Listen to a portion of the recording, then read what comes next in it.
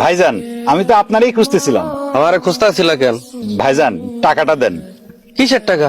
গেল মাসে না আপনার বাড়িতে 3 দিন কাজ করলাম, সেই টাকাটা তো দেন নাই। ওই টাকাটা দরকার ছিল খুব, সেই টাকাটাই দেন ভাই। ও, আরে আমি তো ভুলেই গেছিলাম। আর কি এর টাকা দেবো তোমারে? তুমি তো কাজটা ঠিক মতো করোই নাই। কি কোন ভাইজান, আমি তো সারা পুকুরের কচুরিপানা পরিষ্কার করলাম, আপনারা না দেখাই আসলাম। রাখো মিয়া তোমার পরিষ্কার। তোমার হাতে সমস্যা, মানুষ আমার বলছিল তোমার কাজে না নিতে। মানুষের কথা না শুই না আমি নিছি, নিয়ে ধরাটা খাইলাম। আবার দেখতাছি সেই কচুরিপানা আগের মতো সব পুকুরটা বইরা যাইতাছে। কচুরিপানা তো কিছুদিন পর পরই জন্মায়।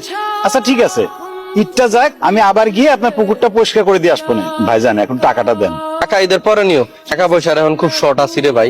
আমি গরু কিনছি 80,000 টাকা দেয়, এর মধ্যে আবার ছাগল 20,000। খরচের জ্বালায় তো আমি এখন চোখেই দেখতেছি না। ঈদের পরে এসে টাকাটা নিয়ে যাও।